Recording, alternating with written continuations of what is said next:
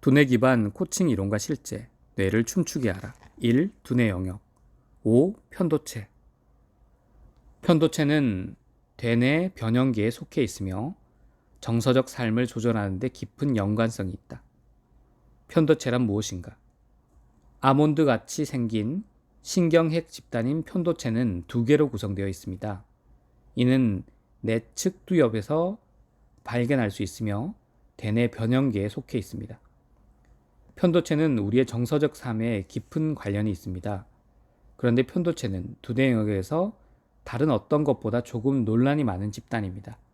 어떤 신경과학자들은 우리가 기능적으로 통합된 대뇌 변형계 개념을 받아들이지 않는다고 주장하기도 합니다.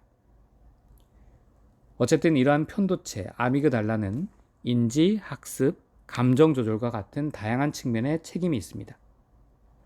당신은 다음 내용을 들어보았을 수 있습니다.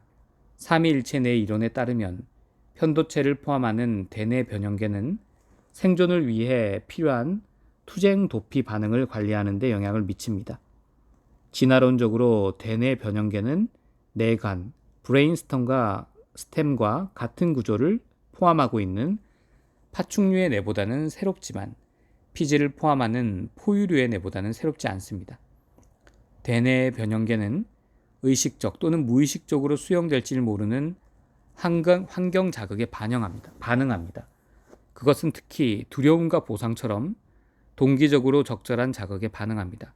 따라서 우리가 불안할 때 대뇌 변형계는 활성화됩니다. 그렇다고 대뇌 변형계가 불안함만을 감지하는 것은 아닙니다. 우리는 대뇌 변형계가 모든 감정을 감지한다는 사실을 기억해야 합니다. 그렇게 대뇌 변형계는 다양한 의미에서 감정을 처리하지만 두려움은 매우 특별한 의미를 지니고 있을 뿐입니다. 또 대뇌 변형계는 뇌의 인지적인 부분, 즉 전전두 피질과 전측 대상 피질과 연결되어 있습니다. 이들은 강하게 연결되어 있어서 편도체가 어떤 이유로 불안정하게 될 때 전측 대상 피질도 빈번히 불안정하게 됩니다. 따라서 편도체가 불안을 감지하여 활성화될 때 연쇄 반응으로 전전두 피질과 전측 대상 피질 영역에 지장을 줍니다. 이러한 현상의 의미는 편도체가 우리의 능력 가운데 단기 기억, 집중, 위험 효익을 평가하는 데 영향을 미친다는 점입니다. 편도체와 해마는 서로 강한 유대관계에 있습니다. 여기서 해마는 상황과 경험의 세부 사항들을 기억하도록 자극받습니다. 이러한 맥락에서 당신은 편도체가 적응형 공포 반응과 관련이 있다고 들어보았을 수 있습니다. 다른 부분은 몰라도 우리를 안전하게 지켜주는 본질적인 행동 적응에 관련돼서는 꽤 잘 알려져 있습니다. 만일 상사의 책상에서 우리 이름이 적혀 있는 파일을 보았거나 우리 이름이 쓰여 있는 무언가가 있다고 생각한다면 이 감각 정보는 빠르게 우리의 시상을 지나갑니다. 시상은 시상하부와 함께 간뇌를 구성하고 있으며 약 20개의 상이한 핵을 지니고 있고 시상하부보다 훨씬 큽니다. 주요 기능은 모든 감각 정보들을 통합하여 심피질의 해당 영역으로 투사합니다. 이러한 시상은 그 위험 여부에 대한 정보를 확실히 알지 못하지만 이 정보를 편도체에 전달합니다. 편도체는 우리를 지키고 해마가 투쟁 도피 반응에 착수하도록 조치합니다. 우리는 심박수와 호흡률이 빨라지는 느낌을 받습니다. 이것보다 느리지만 시상이 감각 정보를 감각 피질에 보냄으로써 해석된 의미를 전달하는 파일을 우리가 보았을 때 똑같이 중요한 과정이 시작되었습니다. 감각 피질에서는 다양한 데이터 해석이 발생하며 그렇게 해석된 데이터를 해마로 보내는 것으로 밝혀졌습니다. 바로 여기서 이전에 접한 자극과 시나리오를 고려해서 전달합니다. 이 과정을 거치면서 우리는 실제로 우리 이름을 보았는지, 그것이 해롭지 않은 파일일 수도 있는지, 또는 그것이 심지어 우리가 상사에게 준 파일인지 아닌지를 고려합니다. 해마는 거기에 아무런 위험이 없다는 결론을 내리고 투쟁 도피 반응을 멈추라고 말하기 위해 이러한 메시지를 편도체로 보냅니다. 그렇지만 최근까지도 우리는 신경회로가 사용되고 있음을 몰랐습니다. 때때로 공포 반응을 타고날 수도 있으며 또 어떤 때에는 환경적으로 주어질 수도 있습니다. 사실 우리가 무엇인가 두려워하는 현상은 편도체와 관련이 있습니다. 신경회로의 발견은 다음에 설명하는 쥐 연구를 통해 다시금 확인할 수 있습니다. 이 연구에서는 먼저 소리 공포에 반응하는 쥐들의 간단한 행동적 과업을 살펴보았습니다.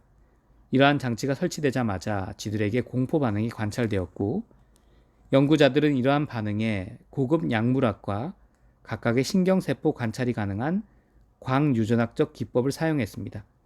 연구자들은 중심 편도체의 내측과 중앙핵 모두가 공포 반응을 학습하거나 또는 행동적 징후와 관련이 있다고 보았습니다.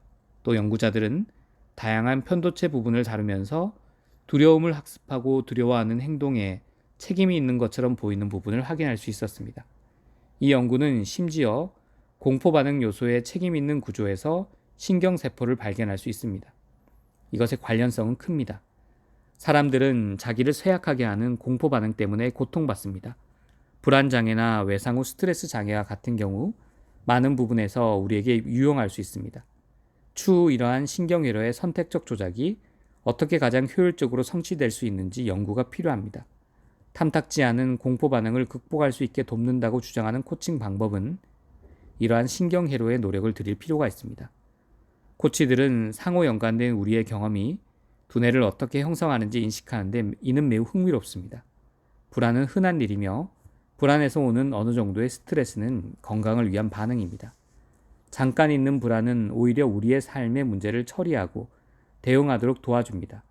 그렇지만 불안이 오랜 기간 지속될 때 심각한 문제를 발생할 수 있습니다. 이러한 맥락에서 우리의 삶에서 무엇이 일어나는지와 우리 내에서 무슨 일이 일어나는지 두 가지 물음 사이의 연결은 대단히 흥미롭습니다. 한 연구에서 불안 장애가 있는 성인을 살펴본 결과 정상 범위보다 확대된 편도체를 가지고 있었습니다. 이 연구 결과로 본 성인의 두뇌는 경험에 반응하면서 계속 변했습니다. 이러한 연속성에서 또 다른 연구에서는 편도체의 추가 시냅스가 자라고 있음을 밝혔습니다. 이 연구는 만성적 스트레스를 야기하는 환경에 놓인 실험실 동물을 대상으로 진행되었는데요. 이 환경에 놓인 동물은 만성적 스트레스를 겪고 있는데 이 실험은 이 동물들의 시냅스 연결성이 향상되었음을 밝혔습니다.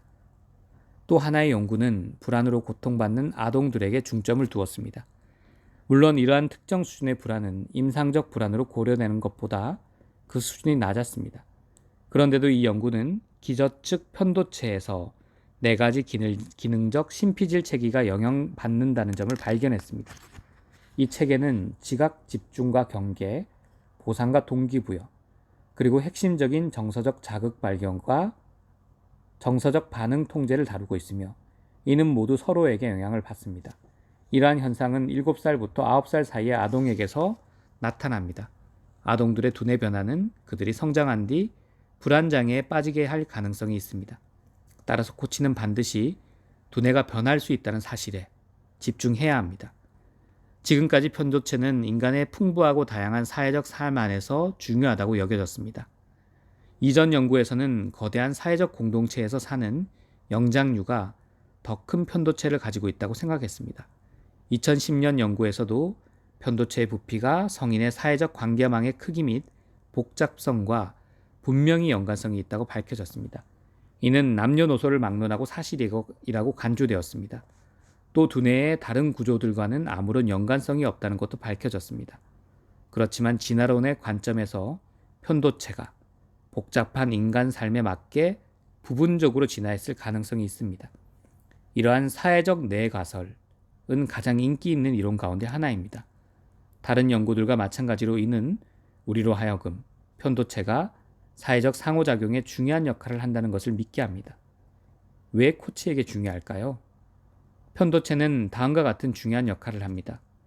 우리의 많은 행동을 어떠한 방향으로 몰아가는 정서적 반응, 기억, 집중, 다른 정보들을 차단하고 무언가에 집중할 수 있는 능력, 사회적 처리. 이미 인식했겠지만 이러한 각각의 역할들을 코치에게 계속 중요합니다. 그리고 우리는 이 책에서 더 진전된 내용을 볼 수 있을 것입니다. 경험의 결과로 두뇌에서 실제로 변화가 일어난다는 점을 이해한 코치는 이해하지 못한 코치들보다 더 좋은 위치에 서 있습니다. 이러한 맥락에서 보았을 때 변화의 핵심은 당신이 힘을 가지고 있다는 점입니다. 고객과 작업을 어떻게 할지 그 접근 방법을 바꿀 수 있는 능력이 있습니다. 자극이 사라졌을 때도 변화가 빠르게 일어날 것이라는 예상은 어리석은 짓입니다. 우리 뇌는 재설계하는데 시간이 필요합니다. 그것은 기업 환경에서 사람들이 가끔 어떠한 상황을 두려워하는 경우에 나타납니다. 인사 개편 계획이 공지되면 사람들은 자기 역할이 바뀔지 아니면 그러한 역할을 잃어버리지는 않을지 두려워합니다. 연말 평가 수치가 밀려 들어오면서 누군가는 자기 부서가 작년 수치보다 떨어졌음을 알게 됩니다. 그것은 당신의 상사와 함께 회합에 참석하도록 요청받는 것과 같이 아주 간단합니다. 관리자나 지도자 역할을 수행하며 코칭할 때 다음 사항을 기억하는 것이 유용합니다. 사람들은 저마다 자기 두려움을 통제할 때까지 많은 것을 진행하기 어려웠다는 것을 기억합니다. 이는 매우 강력한 감정이기에 다른 감정과 과정을 억압할 수 있습니다. 그렇지만 낙관주의는 두려움을 바꿀 수 있습니다. 이는 정말 기쁜 소식이며 흔히 장점으로 활용될 수 있습니다. 무언가 일어날 수 있다는 부정적 시각으로부터 긍정적인 시각으로 전환함이 유용합니다. 예를 들면 상사의 훈계 가운데 몇몇 형태는 오히려 통찰력을 제공함으로써 긍정적인 도움을 줍니다. 앞으로 나올 26장 낙관주의에서 자문을 구할 가치가 있습니다. 우리가 함께 일하는 사람들에게 나타나는 전반적 관심으로부터 어떻게 행동할지를 말입니다. 신뢰성 향상도 편도체의 활성화를 낮춥니다. 당신은 코치로서 신뢰성을 높이기 위해 늘 기회를 만듭니다. 코치로서 고객을 믿는 마음은 항상 귀중한 투자입니다. 당신이 함께 일하는 사람들을 다른 사람들과 동일하게 코칭하는 것도 훌륭한 계획입니다. 코치들은 편도체가 매우 활성화된 사람이 최선을 다하도록 그 사람과 신뢰를 쌓는 것이 선택사항 가운데 하나임을 자각하지 못할 수도 있습니다. 고객과는 무엇을 할 수 있나요? 고객이 두려움 때문에 망설이지 않도록 말하십시오. 고객의 편도체가 과잉 반응을 보이고 있는지 아닌지를 질문하십시오.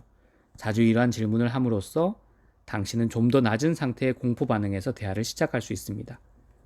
비록 이것을 증명하는 특정 연구에 대해서는 알지 못하지만 공포 유발 물질에 둘러싸여 있는 것만으로도 당신의 무의식은 이 공포를 알아차릴 것입니다.